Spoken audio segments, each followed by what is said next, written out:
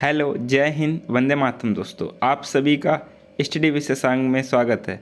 आज के सेशन में हम लोग डिस्कस करेंगे जीएस के महत्वपूर्ण प्रश्नों को, जो कि आपके एग्ज़ाम में पूछे जाने की पूर्णतया संभावना है। चलिए डिस्कस करते हैं। आज का जो हमारा पहला प्रश्न है, प्राचीन भारत के महान व्याकरणविद पतंजलि किसके समकालीन थे? Option number first Chandragupta Maurya, option number second Ashok, option number third Pushyamitra Shunga, option number fourth Vasumitra. जल्दी से आप लोग अपना आंसर कमेंट बॉक्स में दीजिए। जो भाई बहन या गैर चैनल पर पहली बार विजिट किए हैं, चैनल को सब्सक्राइब ना किया हो तो चैनल को सब्सक्राइब कर लीजिए तथा बेल आइकन को प्रेस कर दीजिए, क्योंकि स्टडी विशेषांक में बात होती है पढ़ाई की, बात होती है आपके सिलेक्शन की, और बात होती है आपकी एक सरकारी सीट पक्के करने की। तथा वीडियो को लाइक करते रहिए तथा अपने फ्रेंडों के साथ में शेयर करना ना भूलिए। जल्दी से आप लोग अपना आंसर दीजिए। जी हाँ, इसका जो राइट आंसर आपका है option number third is the right answer, Pushyamitra Shunga. जी हाँ, पुष्यमित्र शुंग ये शुंग वंश के संस्थापक थे। शुंग वंश के संस्थापक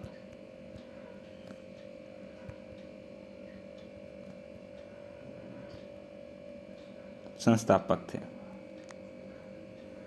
नेक्स्ट प्रश्न आपका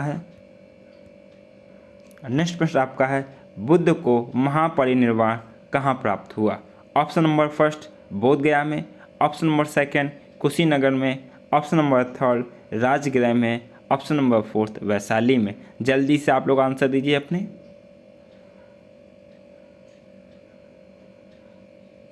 जी हाँ, इसका जो आपका राइट आंसर है option number B is the right answer, Kushinagar में। जी हाँ, बात करते हैं, आप ऑप्शन को हम लोग चेक करते हैं। बोध गया में ज्ञान की प्राप्ति हुई थी, ज्ञान की प्राप्ति।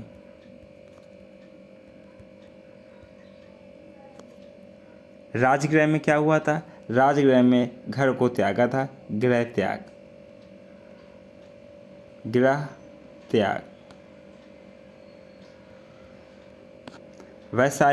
वैशाली है जन्म स्थान, बुद्ध का जन्म स्थान। चारों चीज़ मालूम हो गई। नेक्स्ट प्रश्न को डिस्कस करते हैं। पहली बार भारत पर आक्रमण करने वाला मुस्लिम कौन था? Option number first Firdaus Shah, option number second Mohammad Ghori, option number third Mohammad bin Qasim, option number fourth Mahmud Ghaznavi.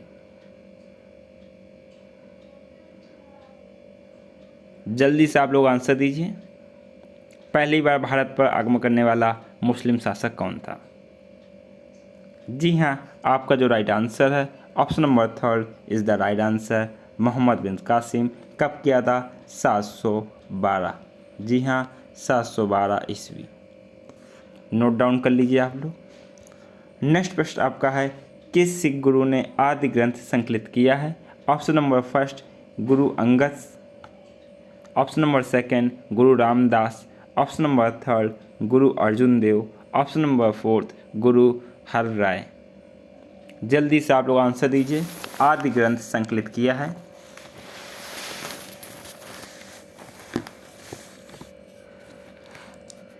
जी हाँ, इसका जो राइट आंसर आपका option number third is the right answer, गुरु अर्जुन देव ने। अब बात करते हैं सिख धर्म के स्थापना किसने की थी या संस्थापक कौन थे? जी हाँ, सिख धर्म के प्रथम संस्थापक या स्थापना या प्रथम गुरु की बात करते हैं हम लोग, गुरु नानक देव। जी हाँ, कौन? गुरु नानक देव। आप लोग नोट डाउन कर लीजिए, गुरु नानक देव। इसी से संबंधित एक है, सिख धर्म से संबंधित है खालसा पंथ। खालसा पंथ की स्थापना कौन से गुरु ने की? जी हाँ, खालसा पंथ की स्थापना, कॉपी में नोट डाउन कर लीजिए, एग्जाम में काफ़ी ज़्यादा पूछा जाता प्रश्न है। खालसा पंथ की स्थापना किसने की? खालसा पंथ की स्थापना की गुरु गोविंद सिंह ने। जी हाँ, किसने की? गुरु गोविंद सिंह ने। गुरु गोविंद सिंह। कब की? 1699। ईस्वी। नेक्स्ट प्रश्न आपका है, इनमें से किसने भूमि मापांकन की व्यवस्था प्रारंभ की? Option number first Bahadur Shah, option number second Sher Shah, option number third Shahjahan, option number fourth Akbar. भूमि का मापांकन की व्यवस्था किसने प्रारंभ की?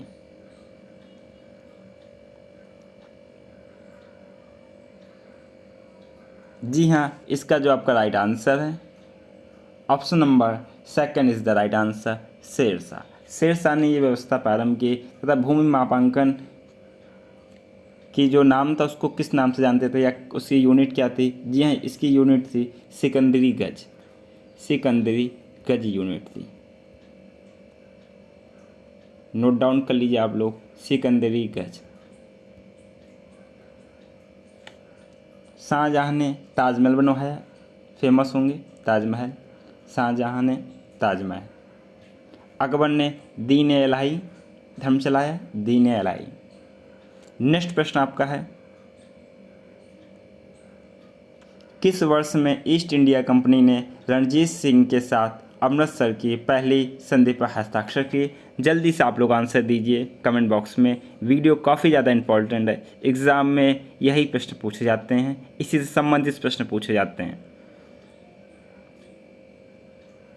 ये पहली संधि पर हस्ताक्षर कब किए? जल्दी से आप आंसर दीजिए। जी हाँ, राइट आंसर आपका है option number D is the right answer, 1809 में। 1809 में उस समय गवर्नर जनरल कौन था? उसमें भारत के गवर्नर जनरल थे Lord Minto. Lord Minto. Next प्रश्न आपका है, निम्नलिखित में से कौन सी प्रणाली भारत में ब्रिटिश शासन के दौरान भूमि राजस्व प्रणाली से संबंधित नहीं थी? ऑप्शन नंबर फर्स्ट जमींदारी, जिसको स्थायी बंदोबस्त कहते हैं, option number second Mahalwari, option number third Dastak, option number fourth ryotwari. काफ़ी इंपॉर्टेंट प्रश्न है, चारों पॉइंट इसके काफ़ी इंपॉर्टेंट है जो आपके विकल्प में पूछे गए हैं। जल्दी से आप लोग आंसर दीजिए, फिर इन चारों विकल्प को डिस्कस करते हैं। भूमि राजस्व प्रणाली से संबंधित नहीं है, कौन सा ऑप्शन है आपका? जी हाँ, ये जो आपका ऑप्शन है ये है दस्तक। Option number C is the right answer. चलिए डिस्कस करते हैं दस्तक के बारे में। दस्तक क्या है? जी हाँ, दस्तक एक एनओसी थी जो आज के समय में एनओसी दी जाती है नो ऑब्जेक्शन की। ये एनओसी थी, जारी कौन करता था? East India company. East India company जारी करती थी। ये जिसको दस्तक जारी करती थी उसको एक अनुमति हो जाती थी कि वो कहीं भी व्यापार कर सकता है बिना टैक्स के कहीं भी व्यापार कर सकता है। ये इसको जारी कौन करता था? East India company. इसको क्या कहा जाता? दस्तक। अब हम लोग बात करते हैं रैयतवाड़ी की। जी हाँ, रैयतवाड़ी की बात करते हैं। रैयतवाड़ी की कब लागू हुआ रैयतवाड़ी, इसके बारे में भी चर्चा करते हैं। रैयतवाड़ी लागू आपका हुआ 1792 में। 1792 में। अब 1792 में मद्रास में लागू हुआ, मद्रास में। इसमें जब रैयतवाड़ी जब प्रथा आई थी तो इसमें यह निर्धारित किया गया था, इसमें जो लगान आपका है वो कितना लिया जाएगा? 1/3 भाग। बात रैयतवाड़ी की हो रही है, 1/3 भाग लगान के रूप में लिया जाएगा। लेकिन बाद में प्रशासन ने इस लगान को बढ़ा दिया और लगान लेने लगे आपका 66% तक का लगान लेने लगे, आधे से भी काफ़ी ज़्यादा 66% तक लगान लेने लगे रैयतवाड़ी व्यवस्था में। बात हम लोग करते हैं जमींदारी व्यवस्था की। जमींदारी व्यवस्था आपकी कब प्रारंभ हुई? जमींदारी व्यवस्था आपकी प्रारंभ हुई 1793 में। जी हाँ, 1793 में। जमींदारी किससे कहते हैं? जो ज़मीन के मालिक जो होता है, खेती या ज़मीन जो मालिक, उसको जमींदारी कहते हैं या जमींदार कहते हैं। लेकिन जब ये शासन था, अंग्रेज़ों का शासन था, तो उस समय एक व्यवस्था थी कि मतलब कि जो टैक्स कलेक्शन करता था, आपका प्रांत का हो गया जिले का हो गया, गांव का जो टैक्स कलेक्शन करता था उसको जमींदार कहते थे, और जो जमींदार था उसी को जमींदारी कहते। जो टैक्स कलेक्शन नहीं करता था उसकी जमींदार जो होता ज़मीन हड़प लेता था, और इनको पुरस्कार की राशि से, शासन से पुरस्कार की राशि से 1/10 भाग दिया जाता था। नेक्स्ट प्रश्न, नेक्स्ट आपका ऑप्शन है महालवाड़ी। महालवाड़ी भी आपकी एक टैक्स कलेक्शन है। इसको कब लागू किया गया? इसको लागू किया 1822 में। इसमें टैक्स की दर काफ़ी ज़्यादा थी। इसमें टैक्स की दर सबसे पहले डिसाइड किया गया था कि 1/3 भाग या 33% लिया जाएगा, लेकिन जब इसको स्टार्ट किया गया, चालू किया गया, तब इसकी टैक्स की दर काफ़ी ज़्यादा थी, 80% थी। टैक्स की दर 80%, कुल उत्पादन का 80% टैक्स की दर। लेकिन बाद में टैक्स को कम कर दिया गया। 1855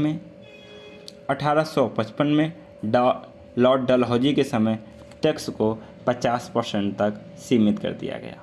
ये काफ़ी ज़्यादा इंपॉर्टेंट पॉइंट थे, एग्ज़ाम में काफ़ी ज़्यादा प्रश्न इनसे पूछे जाते हैं। आप लोग कॉपी में नोट डाउन जरूर कर लीजिएगा। नेक्स्ट प्रश्न आपका है, ब्रह्म समाज की स्थापना किसने की थी? Option number first Raja Ram Mohan Roy, option number second Swami Vivekananda, option number third Swami Dayanand Saraswati, option number fourth Rajgopal Chattopadhyay.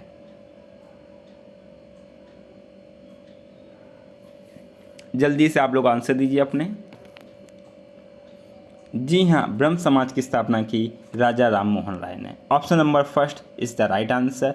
इन्होंने विरोध किया था सती प्रथा का विरोध किया, जो समाज में कुरीतियाँ हैं उनका राजा राम मोहन राय ने विरोध किया। स्वामी दयानंद सरस्वती की बात करते हैं। स्वामी दयानंद सरस्वती ने किसकी स्थापना की? आर्य समाज की। आर्य समाज की स्थापना की स्वामी दयानंद सरस्वती ने। विवेकानंद ने रामकृष्ण मिशन की स्थापना की। रामकृष्ण मिशन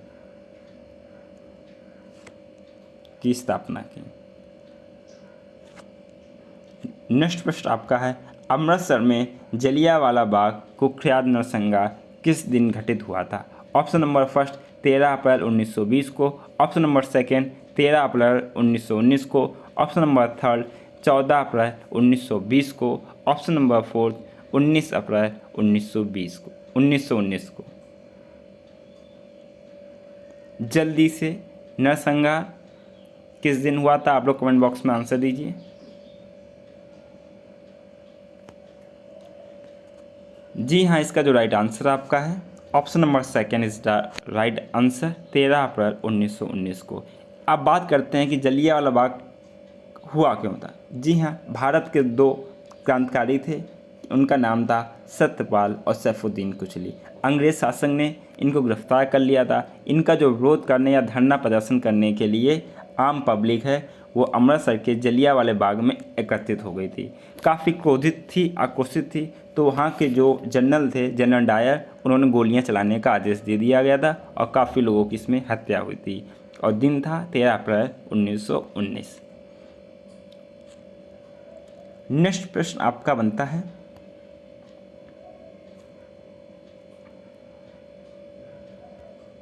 सिंधु घाटी सभ्यता के बारे में इनमें से कौन सा कथन सत्य है? ऑप्शन नंबर फर्स्ट सिंधु लोग कपास का उत्पादन करने वाले पहले थे। ऑप्शन नंबर सेकंड उन्होंने लकड़ी के बक्से में अनाज भंडारित किया। ऑप्शन नंबर थर्ड सिंधु घाटी सभ्यता पंजाब, सिंध, बलूचिस्तान, गुजरात, राजस्थान और पश्चिम बंगाल के कुछ हिस्सों को कवर करती थी। ऑप्शन नंबर फोर सिंधु लोग कुत्तों, बिल्लियों और घोड़ों को बड़े पैमाने पर पालते थे। कौन सा कथन सत्य है? आप लोग कमेंट बॉक्स में जल्दी से आंसर दीजिए।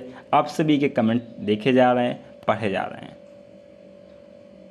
वीडियो को आप लोग छोड़िए नहीं, लास्ट तक जरूर देखना, काफ़ी ज़्यादा इंपॉर्टेंट प्रश्न है। 1-2 प्रश्न आपको आते होंगे, लेकिन 1-2 प्रश्न आने से एग्ज़ाम में सिलेक्शन नहीं होता। एग्ज़ाम में सिलेक्शन आपका तभी होता है जब आप कोई भी टॉपिक पूरा पढ़ेंगे, कंप्लीट पढ़ेंगे, तो ये आपका सिलेक्शन होगा। 1-2 या 8-10 प्रश्न आपको आ जाते हैं तो इससे आप ये अनुमान नहीं लगा सकते हैं कि आपकी तैयारी ठीक है। जब तक आपको सारे प्रश्नों में से टोटल का 80% या 90% नहीं आता, तब तक आप अनुमान नहीं लगा सकते कि हमारी तैयारी ठीक है खराब है।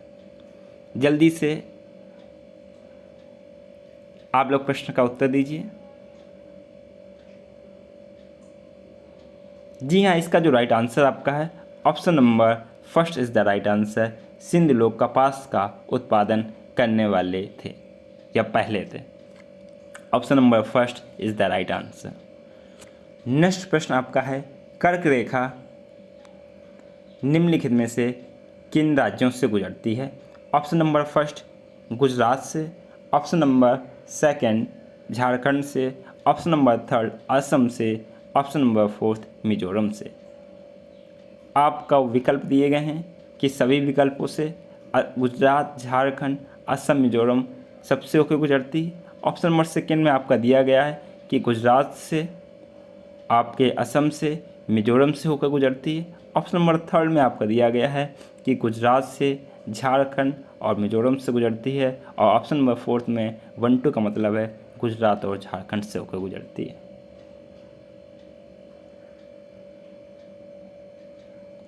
जी हाँ, कर्क रेखा ग्लोब पर कितने डिग्री अंश पे निकल है? 23.5 डिग्री, 23.5 डिग्री। कर्क रेखा भारत से कौन कौन राज्यों से होकर जाती है या कितने राज्य हैं जहाँ से कर्क रेखा निकलती है? आपको मालूम होना चाहिए, एग्जाम में डायरेक्ट प्रश्न बनता है। जी हाँ, भारत के 8 राज्यों से। कितने राज्यों से? 8 राज्यों से। चलिए डिस्कस करते हैं इन 8 राज्यों को। जी हाँ, कॉपी में आपको नोट डाउन करना है। सबसे पहले आपका जो राज्य है गुजरात राज्य है। गुजरात हो गया आपका, राजस्थान, मध्य प्रदेश, छत्तीसगढ़, झारखंड, पश्चिम बंगाल, त्रिपुरा और मिजोरम। ये आपके 8 राज्य हो गए, यहाँ से कर्क रेखा होकर गुजरती है। चलिए आप लोग अपने विकल्प में चेक कर लीजिए कौन कौन से राज्य आपके सम्मिलित हो जाएंगे। गुजरात कहा जा रहा है, गुजरात है, 1 नंबर आपका सही हो गया। दूसरा झारखंड कहा जा रहा, झारखंड भी सम्मिलित है, दूसरा भी सही हो गया। असम, असम की बात नहीं की जा रही है, मिजोरम की बात की जा रही है, तो आपका जो आंसर हो जाएगा option number C is the right answer, 1 to 4। 1 to 4 option number C is the correct answer.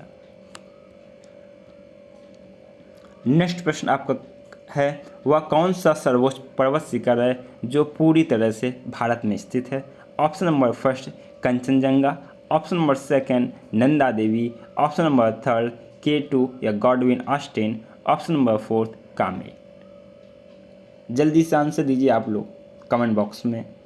जो भाई बहन या गृहिणी चैनल पर पहली बार जुड़े हों, चैनल को सब्सक्राइब ना किया हो तो चैनल को सब्सक्राइब कर लीजिए, तो बेल आइकन प्रेस कर दीजिए, जिससे वीडियो का नोटिफिकेशन आप तक पहुंचने में कोई भी असुविधा ना हो। सर्वोच्च पर्वत शिखर कौन सा है जो पूरी तरह से भारत में स्थित है? जी हाँ, इसका जो आपका राइट आंसर है option number B is the right answer, Nanda Devi. जी हाँ, नंदा देवी। इसकी हाइट कितनी है? इसकी हाइट है आपकी 7,817 मीटर, 7,817 मीटर। बात करते हैं कंचनजंगा की। कंचनजंगा सीमा लगती है भारत और नेपाल के साथ में, भारत और नेपाल के साथ में, इसलिए कंचनजंगा आपका नहीं होगा, आपका होगा option number B is the right answer, Nanda Devi. Next प्रश्न आपका है, निम्नलिखित में से कौन सी नदी यमुना से नहीं मिलती है? Option number first Ken, option number second Son, option number third Betwa, option number fourth Chambal. जल्दी से आप लोग अपना आंसर दीजिए कमेंट बॉक्स में।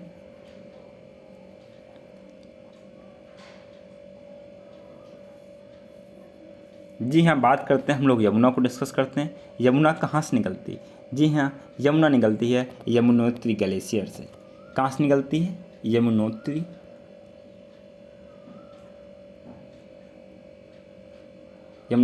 ग्लेशियर से निकलती है। और मिलती कहाँ पे है? जी हाँ, ये मिलती है आपके प्रयागराज में, प्रयागराज के संगम में मिल जाती है।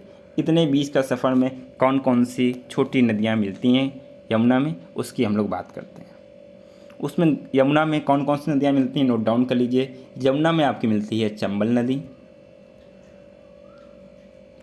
आपकी चंबल हो गई, सिंध हो गई, बेतवा हो गई, केन,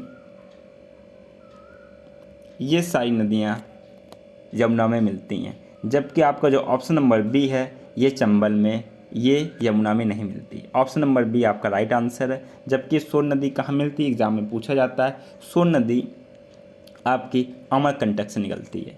जी हाँ, अमरकंटक से निकलती है सोन नदी आपकी।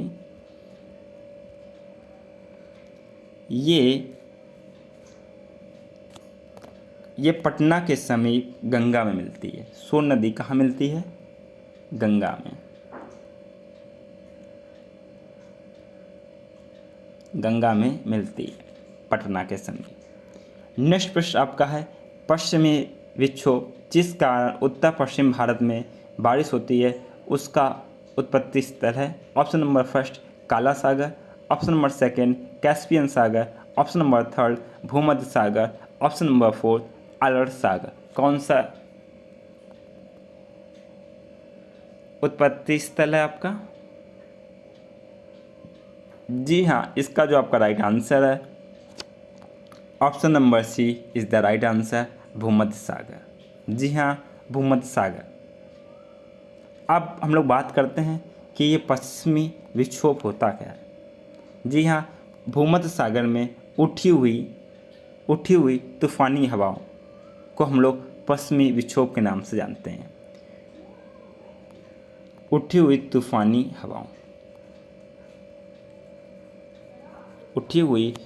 हवाओं को हम लोग पश्चिमी विक्षोभ के नाम से जानते हैं। पश्चिमी विक्षोभ के कारण बारिश कब होती है? जी हाँ, पश्चिमी विक्षोभ के कारण बारिश आपकी शीत ऋतु में होती है। शीत ऋतु में आपकी बारिश होती है।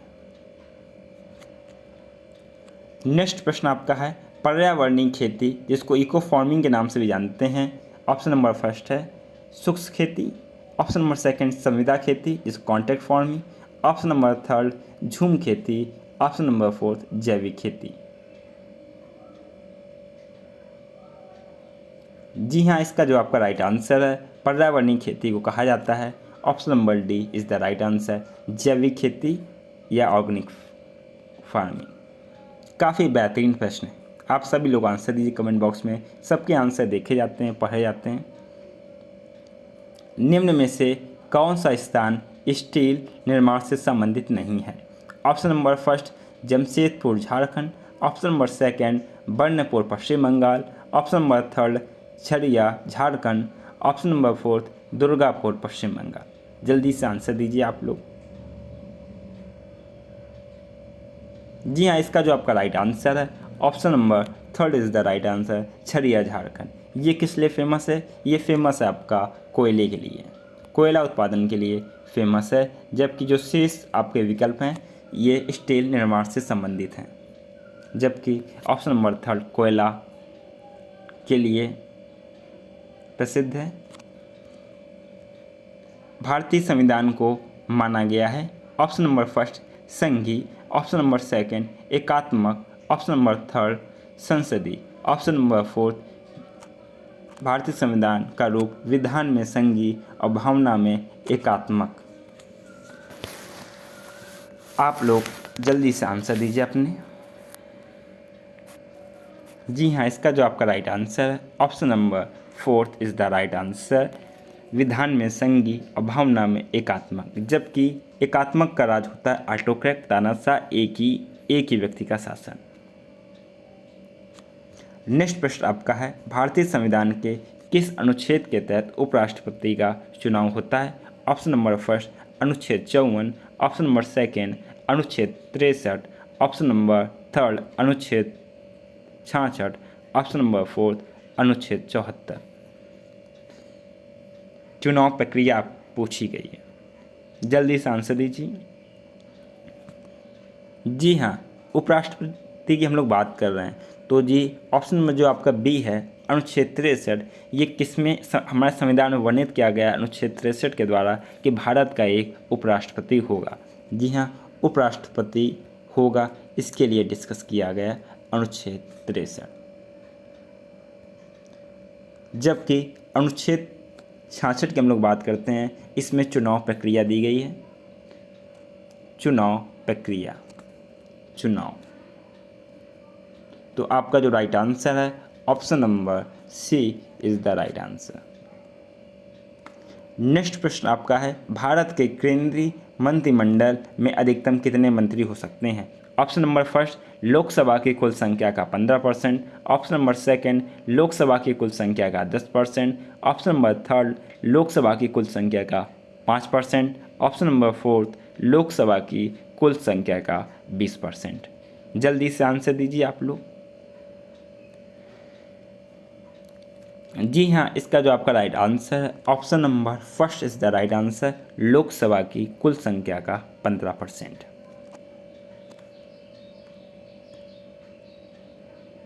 नेक्स्ट प्रश्न आपका है, पंचायती राज व्यवस्था के तहत ग्राम सभा के सदस्य कौन है?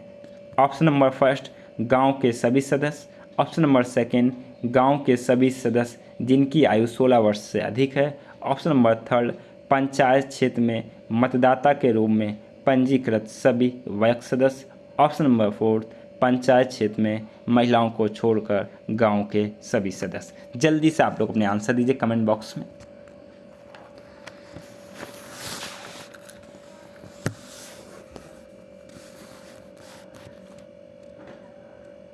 जी हाँ, इसका जो आपका राइट आंसर है option number third is the right answer, panchayat क्षेत्र में मतदाता के रूप में पंजीकृत सभी वयस्क सदस्य। नेक्स्ट प्रश्न आपका है, संविधान का 52वां संशोधन संबंधित है। ऑप्शन नंबर फर्स्ट, दल बदल से। ऑप्शन नंबर सेकंड, आरक्षण से। ऑप्शन नंबर थर्ड, निर्वाचन से। ऑप्शन नंबर फोर्थ, अल्पसंख्यकों के संरक्षण से। आप लोग आंसर दीजिए कमेंट बॉक्स में।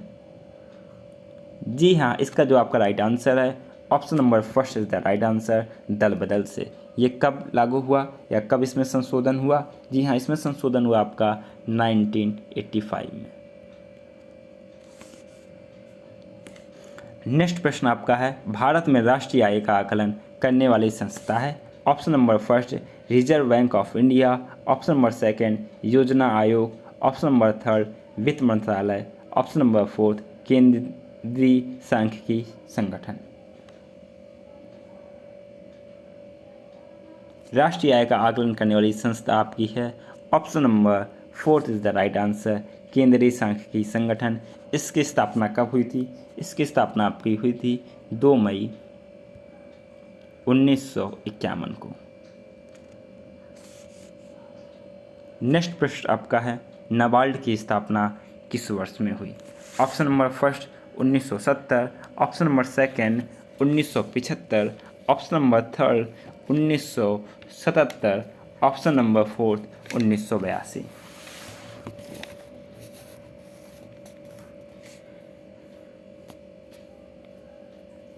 जी हाँ, आपकी जो नाबार्ड की स्थापना थी ये हुई थी आपकी 1982। Option number D is the right answer, 12 July 1982। Option number D is right answer. Economic survey किसके द्वारा प्रकाशित होता है? Option number first, reserve bank of India. Option number second, योजना आयोग। ऑप्शन नंबर थर्ड, वित्त मंत्रालय। ऑप्शन नंबर फोर्थ, राष्ट्रीय सांख्यिकी संस्थान। जी हाँ, इकोनॉमिक सर्वे में पूरे साल का जो हमारा आयात निर्यात या वृद्धि दर जो भी कुछ हो रहा है ये सारी चीज़ें होती हैं या डिस्कस किया जाता है। इसको कौन प्रकाशित करता है आपको कमेंट बॉक्स में बताना है। जी हाँ, इसका जो राइट आंसर आपका है option number C is the right answer, वित्त मंत्रालय। ग्रेट बैरियर रीफ एक डैश है। ऑप्शन नंबर फर्स्ट, पर्वत श्रृंखला है। ऑप्शन नंबर सेकंड, प्रवास रचना है। ऑप्शन नंबर थर्ड, मानव निर्मित दीवार। ऑप्शन नंबर फोर्थ, ज्वारीय भित्ति।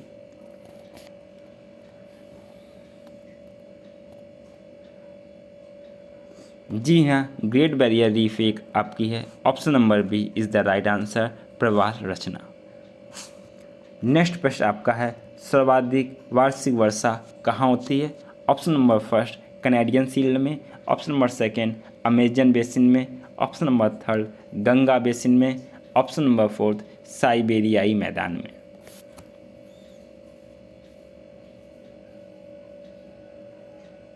जी हाँ, आपका राइट आंसर है option number B is the right answer, Amazon basin में। यहाँ कितनी वर्षा होती है? जी हाँ डियर स्टूडेंट, यहाँ वर्षा आपकी होती है एवरेज 200 सेंटीमीटर, 200 सेंटीमीटर वर्षा होती है। जबकि हम लोग बात कर रहे हैं गंगा बेसिन में एवरेज वर्षा आपकी होती है 110 सेंटीमीटर, 110 सेंटीमीटर। जबकि कैनेडियन शील्ड और साइबेरिया मैदान में कम वर्षा होती है। नेक्स्ट प्रश्न आपका है, भद्रा वन्यजीव अभयारण्य किस राज्य में स्थित है? ऑप्शन नंबर फर्स्ट केरल में, option number second Madhya Pradesh में, ऑप्शन नंबर थर्ड कर्नाटक में, option number fourth Uttar Pradesh में। जल्दी से आप लोग कमेंट बॉक्स में अपने आंसर दीजिए। आप सभी के आंसर देखे जा रहे हैं और काफ़ी अच्छे आंसर आपके हैं, सही आंसर आप दे रहे हैं।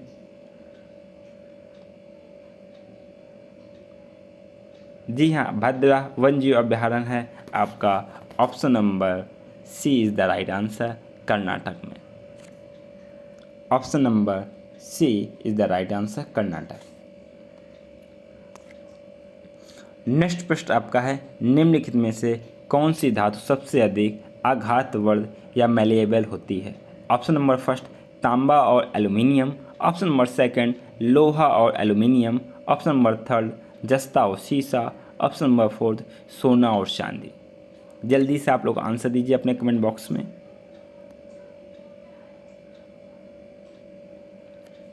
जी हाँ, सबसे अधिक आघातवर्ध या मैलिएबल होती है आपका ऑप्शन नंबर डी सोना और चांदी। सोना और चांदी के में एक विशेष बात है क्यों यह संयुक्त और मुक्त दोनों अवस्था में पाई जाती है। जी हाँ, संयुक्त और मुक्त दोनों अवस्था में,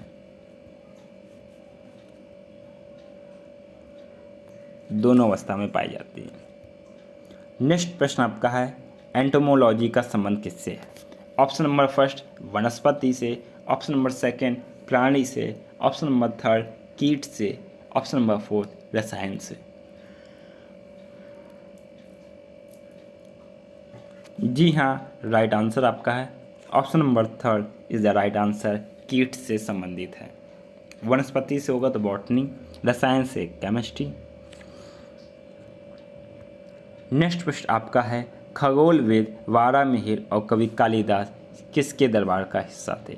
ऑप्शन नंबर सेकंड विक्रमादित्य का, ऑप्शन नंबर सेकंड बिंबिसार का, option number third Bindusara, option number fourth Prithviraj Chauhan.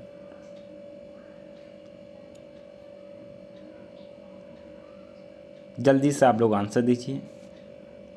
जी हाँ, ये आपका हिस्सा किसके थे? ये हिस्सा आपके थे ऑप्शन नंबर फर्स्ट विक्रमादित्य के। विक्रमादित्य को किस नाम से जानते हैं? विक्रमादित्य को चंद्रगुप्त द्वितीय के भी नाम से जानते हैं। जी हाँ, चंद्रगुप्त द्वितीय के भी नाम से जाना जाता है। नेक्स्ट प्रश्न आपका है, लौह और रक्त की नीति किसने अपनाई? ऑप्शन नंबर फर्स्ट बलबन ने, option number second Alauddin Khilji, option number third Mohammad bin Tughlaq, option number fourth Babar.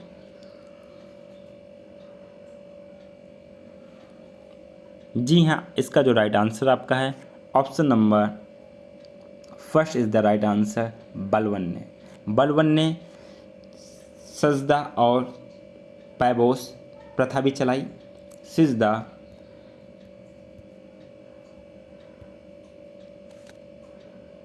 और पैबोस, और इसने हिंदुओं का एक नवरोज़ त्यौहार था, इसको भी स्टार्ट किया, नवरोज़ त्यौहार को भी स्टार्ट किया। नेक्स्ट प्रश्न आपका है, भक्ति आंदोलन को उत्तर भारत में लाने का श्रेय इनमें से किसको जाता है? ऑप्शन नंबर फर्स्ट रामानुज को, ऑप्शन नंबर सेकेंड माधवाचार्य को, ऑप्शन नंबर थर्ड रामानंद को, ऑप्शन नंबर फोर्थ रामदास को। आप लोग जल्दी से आंसर दीजिए।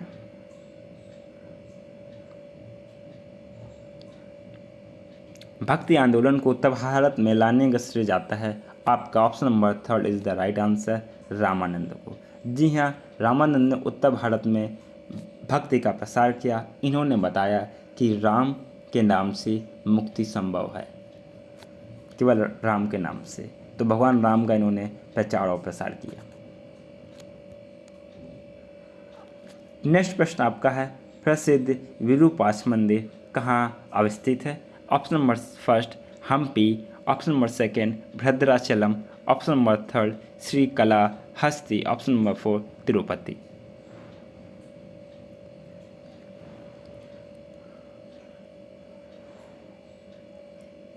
जी हाँ, इसका जो आपका राइट आंसर है option number first is the right answer, Hampi. ये हम्पी कहाँ पड़ता है? ये पड़ता है आपका कर्नाटक में।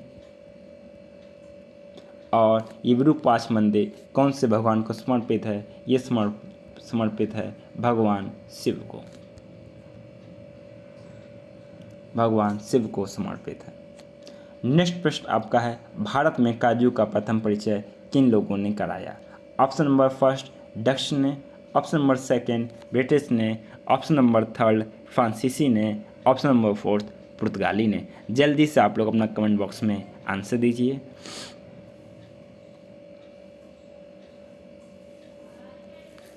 जी हाँ, इसका जो आपका राइट आंसर है option number D is the right answer, पुर्तगालियों ने प्रथम परिचय कराया। पुर्तगाली ने भारत में और भी काफ़ी सारी चीज़ों का परिचय कराया या फिर लाए। कौन कौन सी लाए? कॉपी में आप लोग नोट डाउन कर लीजिए। जी हाँ, तम्बाकू पुर्तगाली लाए थे। आपकी मूंगफली को भी पुर्तगाली, आलू, लाल मिर्च, टमाटर, शकरकंद, अमरूद, ये सारे पुर्तगाली लाए थे। जबकि प्रिंटिंग प्रेस, जहाज निर्माण भी पुर्तगाली ही लाए थे। प्रिंटिंग प्रेस की शुरुआत पुर्तगालों के द्वारा हुई थी। नेक्स्ट प्रश्न आपका है, हिंदू विधवा पुनर्विवाह अधिनियम 1856, जिसे अधिनियम 1856 भी कहा जाता है, 26 जुलाई 1856 को लागू हुआ, जिसे लॉर्ड डैश द्वारा पारित किया गया। Option number first holding, option number second Auckland, option number third Canning, option number four Metcalfe. जल्दी से आंसर दीजिए आप सभी लोग। काफ़ी बेहतरीन प्रश्न है। एग्ज़ाम में आपकी इसी तरह से प्रश्न पूछे जाते हैं। आपका कोई भी एग्ज़ाम हो, शिक्षक भर्ती से कोई भी एग्ज़ाम, पुलिस भर्ती से संबंधित कोई भी एग्ज़ाम, जिसमें जीएस पार्ट हर एग्ज़ाम में पूछी जाती है, तो ये सभी एग्ज़ामों को देखते हुए आपका टेस्ट पेपर बनाया गया है। जी हाँ, इसका जो आपका राइट आंसर है option number third Lord Canning. Lord Canning के बारे में एक इम्पॉर्टेंट बात है, उसको नोट डाउन कर लीजिए। जी हाँ, लॉर्ड कैनिंग आपका अंतिम गवर्नर जनरल था। अंतिम गवर्नर जनरल, जबकि प्रथम वायसराय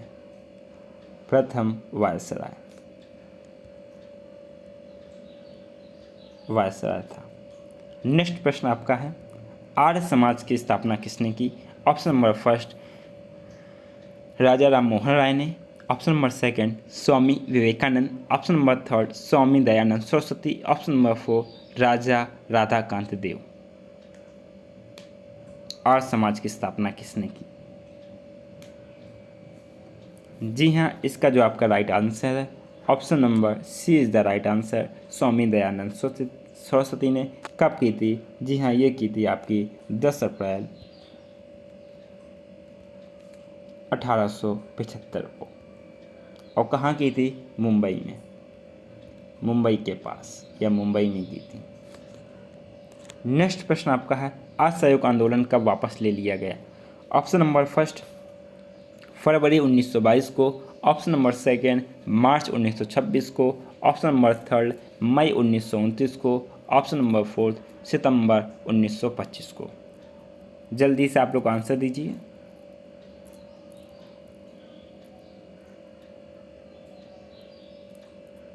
जी हाँ, इसका जो आपका राइट आंसर है, आपका option number first is the right answer, फरवरी 1922। और डेट क्या थी आपकी? 5 फरवरी 1922। क्यों वापस लिया गया था? चौरी चौरा कांड हो गया था, चौरी चौरा कांड, जिसमें पुलिसकर्मी थे, 22 पुलिसकर्मी की हत्या हो गई थी या फिर ख़त्म हो गए थे। उग्रवादी ने थाने में आग लगा दी। इस कारण महात्मा गांधी दुखी होते हुए 5 फरवरी 1922 को असहयोग आंदोलन वापस ले लिया। नेक्स्ट प्रश्न आपका है, हड़प्पा सभ्यता के एक हिस्से लोथल की खुदाई की खोज किसने की थी? Option number first Dayaram Sahni, option number second Rakhal Das Banerjee, option number third SR Rao, option number fourth RS Bisht. जी हाँ, सबसे पहले बात करते हैं लोथल की। लोथल कहाँ पर स्थित है? लोथल आपका स्थित है गुजरात में, गुजरात में है। और इसकी खुदाई किसने की? इसकी खुदाई आपने की, option number C is the right answer, SR Rao ने। और कब की? ये की आपकी 1957 में, 1957 SR राव ने की। नेक्स्ट प्रश्न आपका है, भारत का सबसे बड़ा एकल द्वीप सुदूर दक्षिण में कौन सा है? ऑप्शन नंबर फर्स्ट रामेश्वरम द्वीप, ऑप्शन नंबर सेकंड मिनिकॉय द्वीप, option number third car Nicobar द्वीप, ऑप्शन नंबर फोर्थ आपका है ग्रेट निकोबार द्वीप। जल्दी से आप लोग अपना आंसर दीजिए।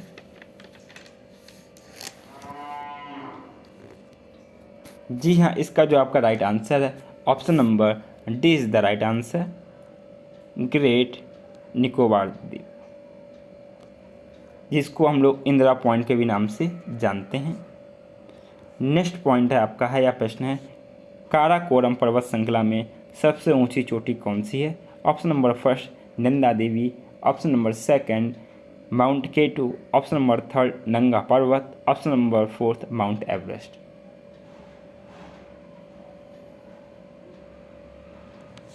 जल्दी से आप लोग आंसर दीजिए।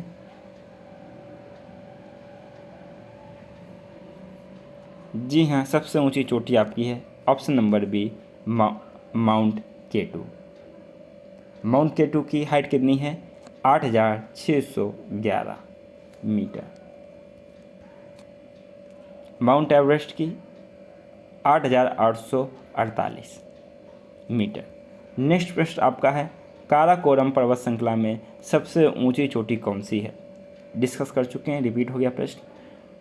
वह नदी कौन सी है जिसका उद्गम भारत में नहीं है? Option number first Chenab, option number second Beas, option number third Sutlej, option number fourth Ravi.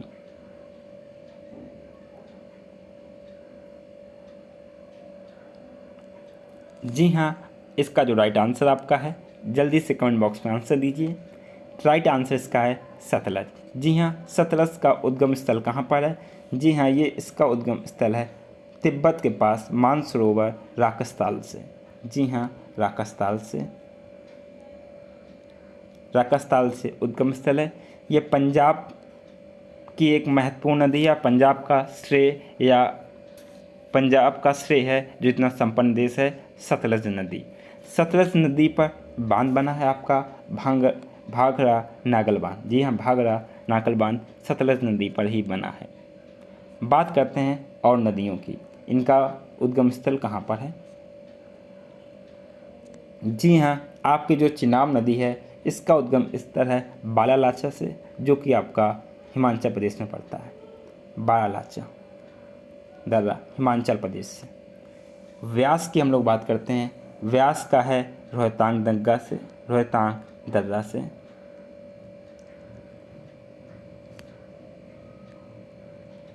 Rohtang दर्रा हिमाचल प्रदेश की। और रावी नदी ये कांगड़ा जिले के रोहतांग दर्रे से। जी हाँ, ये भी रोहतांग दर्रे से रावी नदी भी उद्गम स्थल है। नेक्स्ट प्रश्न आपका है, खादर और बांगर निम्नलिखित में से किस प्रकार की मिट्टी हैं?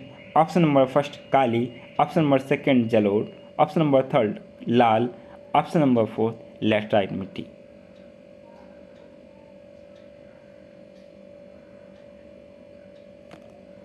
जी हाँ, इसका जो राइट आंसर आपका है option number B is the right answer, जलोढ़ मिट्टी है। अब हम लोग बात करते हैं कि बांगर को क्या कहते हैं। जी हाँ, पुरानी जलोढ़ मिट्टी को पुरानी जलोढ़ मिट्टी को बांगर कहा जाता है और नई जलोढ़ मिट्टी को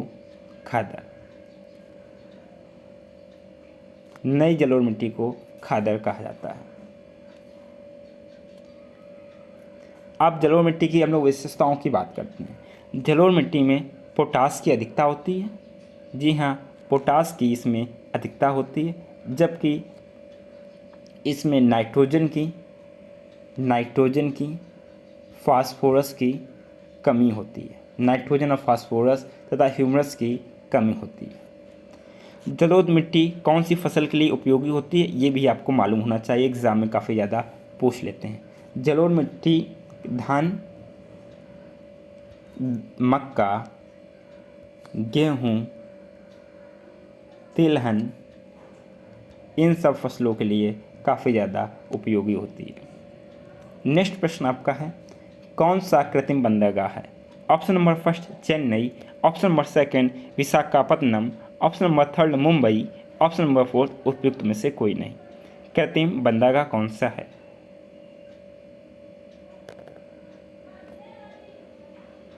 जी हाँ, कृत्रिम बंदरगाह आपका है इसमें option number first is the right answer, Chennai. Mumbai और विशाखापत्तनम आपके प्राकृतिक बंदरगाह हैं। मुंबई की हम लोग बात करते हैं। मुंबई पश्चिमी तट आपका है, ये पूर्वी तट, पश्चिमी तट का सबसे बड़ा बंदरगाह है। वेस्ट का पश्चिमी तट का सबसे बड़ा बंदरगाह है। इसको विकसित कब किया गया था? इसको विकसित किया गया था मुंबई को सन 1672 में। 1672 में विकसित किया गया था, जबकि विशाखापत्तनम को विकसित किया गया 1933 में। नेक्स्ट प्रश्न आपका है, राज्यसभा के प्रधान अध्यक्ष कौन होते हैं? ऑप्शन नंबर फर्स्ट राष्ट्रपति, ऑप्शन नंबर सेकंड उपराष्ट्रपति, ऑप्शन नंबर थर्ड प्रधानमंत्री, ऑप्शन नंबर फोर्थ लोकसभा अध्यक्ष। जल्दी से आप लोग आंसर दीजिए। जी हाँ, प्रधान अध्यक्ष होते हैं आपके option number second is the right answer, उपराष्ट्रपति। कमेंट बॉक्स में आंसर दीजिए। इस समय जो भारत के उपराष्ट्रपति हैं कौन से स्थान पर हैं? 12वें हैं कि 13वें हैं कि 14वें हैं? आपको राष्ट्रपति बताने हैं कि कौन से उपराष्ट्रपति हैं। नेक्स्ट प्रश्न आपका है, संसद के खर्च किसके द्वारा नियंत्रित किए जाते हैं? ऑप्शन नंबर फर्स्ट राष्ट्रपति के द्वारा, ऑप्शन नंबर सेकंड वित्त आयोग के द्वारा, ऑप्शन नंबर थर्ड प्रधानमंत्री के द्वारा, ऑप्शन नंबर फोर्थ नियंत्रक और महालेखा परीक्षक के द्वारा। जी हाँ, इसका जो आपका राइट आंसर आपका option number D is the right answer, नियंत्रक और महालेखा परीक्षक द्वारा संसद के खर्चे नियंत्रित किए जाते हैं। Option number D is the right answer. Next प्रश्न है, भारत में महिलाओं के लिए आरक्षण उपलब्ध है?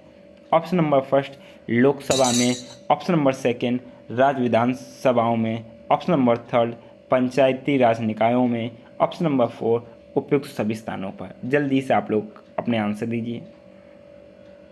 जी हाँ, भारत में महिलाओं के लिए आरक्षण है। जल्दी से आंसर। जी हाँ, option number third is the right answer, Panchayati Raj निकायों में महिलाओं के लिए विशेष आरक्षण है। अब पंचायती राज आरक्षण आपकी कौन सी अनुसूची में है? एक शहरी 11वीं और 12वीं अनुसूची में। जी हाँ, 11वीं और 12वीं अनुसूची में। 11वीं अनुसूची में कितने विषय हैं? 11वीं अनुसूची में आपके विषय हैं 29, 12वीं अनुसूची में विषय हैं 18। विषय पूछ लेता है कि 11वीं अनुसूची में कितने विषय हैं? 29 विषय हैं और 12वीं अनुसूची में विषय हैं 18। नेक्स्ट प्रश्न है, नीति आयोग के अध्यक्ष कौन है? ऑप्शन नंबर फर्स्ट राष्ट्रपति, option number second RBI governor, option number third वित्त सचिव, ऑप्शन नंबर फोर्थ प्रधानमंत्री।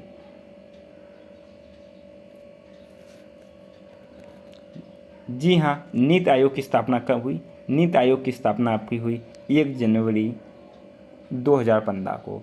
योजना आयोग की जगह नीति आयोग की स्थापना की। इसके जो अध्यक्ष होते हैं आपका option number D is the right answer, प्रधानमंत्री। और वर्तमान में अध्यक्ष कौन हो गए? आपके मिस्टर नरेंद्र दामोदर दास मोदी, माननीय नरेंद्र दामोदर दास मोदी। नेक्स्ट प्रश्न आपका है, निम्नलिखित में से कौन सा भारतीय अर्थव्यवस्था का प्राथमिक क्षेत्र है? ऑप्शन नंबर फर्स्ट कृषि, ऑप्शन नंबर सेकंड उद्योग, ऑप्शन नंबर थर्ड सहकारिता, ऑप्शन नंबर फोर्थ उपयुक्त में से कोई नहीं। प्राथमिक क्षेत्र कौन सा है? जी हाँ, इसका जो आपका राइट आंसर है option number first is the right answer, कृषि। कृषि के बारे में बात करते हैं, कृषि का जीडीपी में क्या रोल है? जी हाँ, कृषि का जीडीपी में आपका रोल है 16%। निर्यात में कृषि का रोल कितना है? 10% निर्यात में कृषि का रोल है। इसलिए कृषि को भारत की अर्थव्यवस्था का रीढ़ कहा जाता है या बैकबोन कहा जाता है। Option number first is the right answer. Next प्रश्न आपका है, भारत में सिक्कों की ढलाई का एकमात्र अधिकार डैश के पास में है? Option number first Bharatiya state bank, option number second Bharatiya reserve bank, option number third Bharat सरकार, ऑप्शन नंबर फोर्थ भारत की सुरक्षा मुद्रण और मिंटिंग निगम लिमिटेड। जल्दी से आप लोग आंसर दीजिए।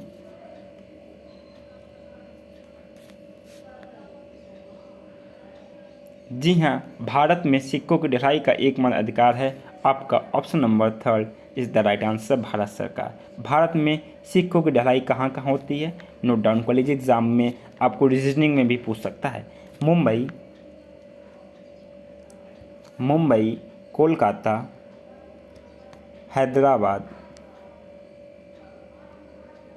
हैदराबाद और नोएडा, 4 जगहों में भारत में सिक्कों की ढलाई की जाती है। 1 रुपये का नोट भी भारत सरकार के द्वारा चलाया जाता है, जबकि अन्य नोट हैं रिजर्व बैंक ऑफ इंडिया के अनुसार चलता है। नेक्स्ट प्रश्न आपका है, 2001 और 2011 की जनगणना के बीच भारत की जनसंख्या में डैश वृद्धि हुई? Option number first 20.70%, option number second 17.70%, option number third 14.40%, option number fourth 24.40%। कितनी वृद्धि हुई? जल्दी से आप लोग आंसर दीजिए। तथा ये जनगणना थी 2001 से 2011 के बीच में कौन सी जनगणना थी?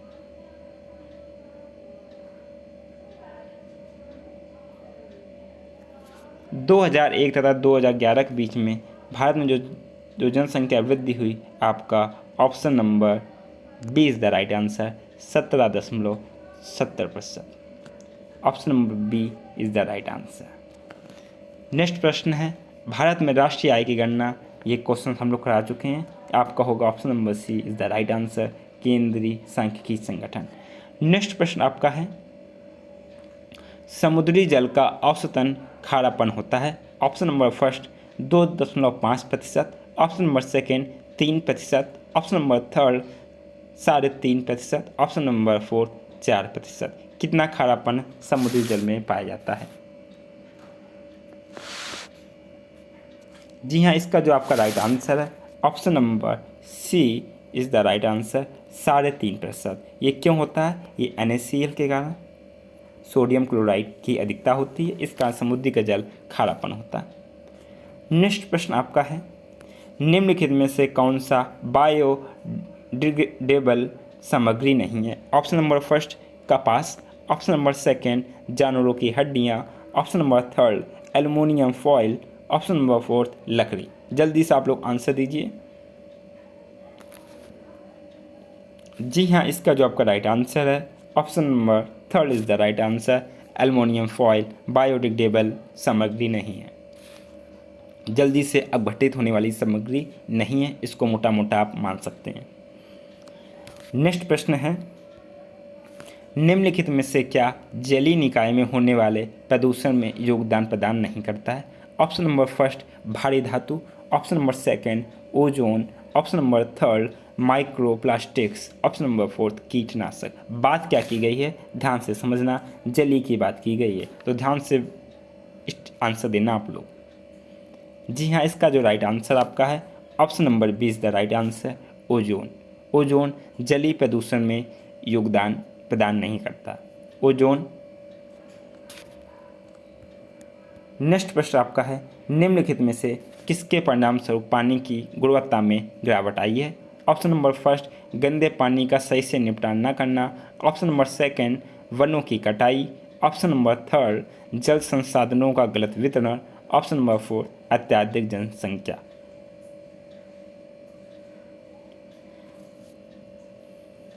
जी हाँ, इसका जो आपका राइट आंसर है option number first is the right answer, गंदे पानी का सही से निपटान न करना, इसको प्यूरीफाई ना करना। यही पानी आपका गंदा पानी नदियों में मिल जाता है, नदियों के द्वारा हम लोग के पास आता है, तो गंदे पानी का सही से निपटान ना करना। नेक्स्ट प्रश्न आपका है, पराध्वनिक गति का मापांकन किस इकाई से होता है? ऑप्शन नंबर फर्स्ट मैक से, ऑप्शन नंबर सेकंड नॉट से, ऑप्शन नंबर थर्ड रिक्टर से, ऑप्शन नंबर फोर्थ हर्ट्ज से। जल्दी से आप लोग आंसर दीजिए।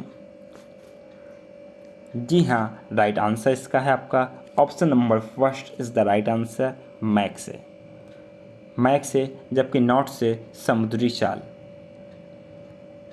नॉट से समुद्री चाल, रिक्टर से भूकंप,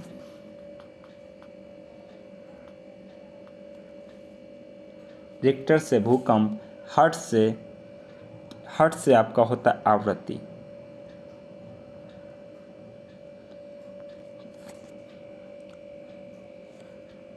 नेक्स्ट प्रश्न है, प्रकाश के पथ में एक डैश वस्तु के आने पर छाया का निर्माण होता है? ऑप्शन नंबर फर्स्ट पारदर्शी, ऑप्शन नंबर सेकंड पारभासी, ऑप्शन नंबर थर्ड प्रकाशमान, ऑप्शन नंबर फोर्थ अपारदर्शी। छाया का निर्माण कैसे होगा? जब कोई वस्तु या प्रकाश जा रहा है और सामने कोई वस्तु अपारदर्शी आ जाती है तो उसके पीछे आप साइड में या पीछे छाया बन जाएगी। तो आपका जो राइट आंसर आपका option number D is the right answer, अपारदर्शी वस्तु। डियर स्टूडेंट, ये हम लोगों ने डिस्कस किए थे आज के जीएस के महत्वपूर्ण प्रश्नों को, जो कि आपके एग्ज़ाम में पूछे जाने की पूर्णतः संभावना रहती है, या इसी टाइप के प्रश्न आपके एग्ज़ाम में पूछे जाएंगे। आपका कोई भी एग्ज़ाम हो, आपको घबराने की ज़रूरत नहीं है। इस रिवीजन साइंस में जो भाई बहन या गृहिणी चैनल पर पहली बार विजिट किए हो, चैनल को सब्सक्राइब ना किया हो तो चैनल को सब्सक्राइब कर लीजिएगा तथा बेल आइकन को प्रेस कर दीजिएगा तथा वीडियो को ज़्यादा से ज़्यादा शेयर कीजिएगा। किसी भी माध्यम से शेयर कीजिएगा, व्हाट्सएप से, फेसबुक में आपको वीडियो को शेयर करना है, क्योंकि स्ट्री विशेषज्ञ आपका अपना परिवार है और इस परिवार को आपको बढ़ाना है। इसी के साथ में नेक्स्ट क्लास में आपसे मुलाकात होगी। तब तक के लिए जय हिंद, वंदे मातरम दोस्तों।